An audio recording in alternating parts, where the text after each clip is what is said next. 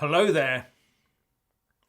In an article on the Lawyers for Britain website, Stanley Brodie QC writes that the UK left the EU on the 29th of March 2019 by default, as there was no valid or lawful impediment to prevent it.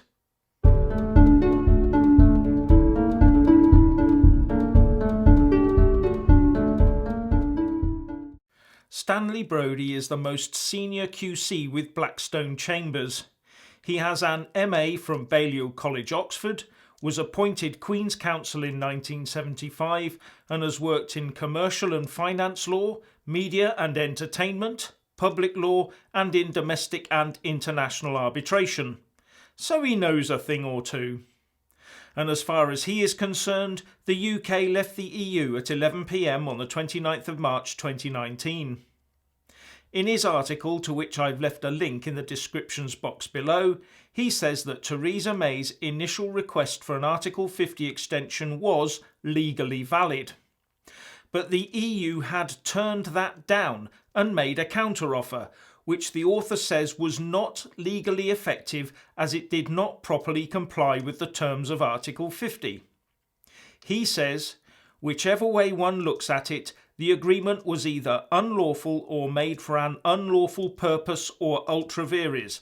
That means that the UK left the EU on the 29th of March 2019 by default, as there was no valid or lawful impediment to prevent it.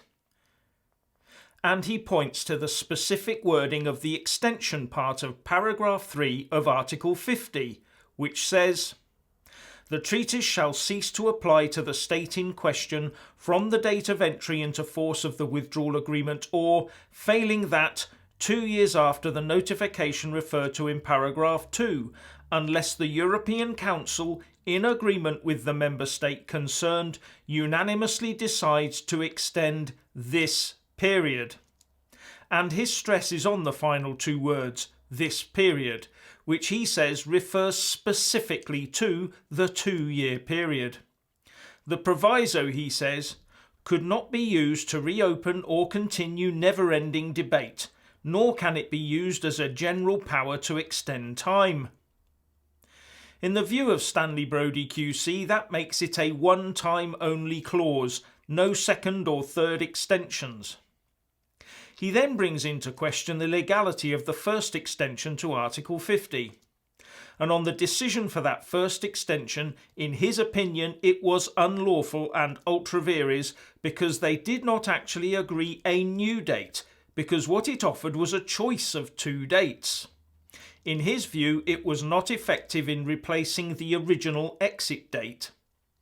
And he also points to a briefing note issued by the government which says, "The Article 50 period is set at 2 years unless, as provided for in Article 50, the European Council, in agreement with the member state concerned, unanimously decides to extend it."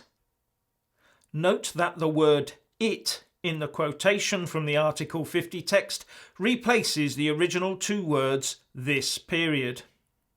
Why on earth would they feel the need to shorten the proper legal text from this period to it, unless it was to hide the true wording and meaning? And on this the author says, "So the version put out by the civil servants was false. The differences in meaning between the two versions were considerable."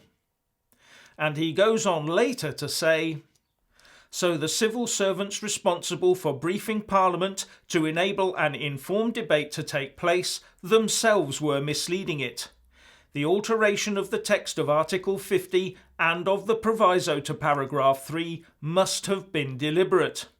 And he added, "This is a truly alarming state of affairs. It should be exposed sooner rather than later."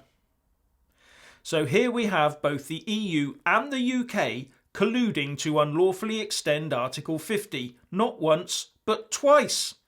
This would mean that the powers that be are more than comfortable with breaking both UK and EU law to keep the UK in the EU.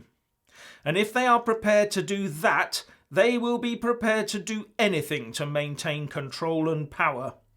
We must therefore get out as quickly as possible and then drain the Westminster swamp immediately. Anyway, what do you think?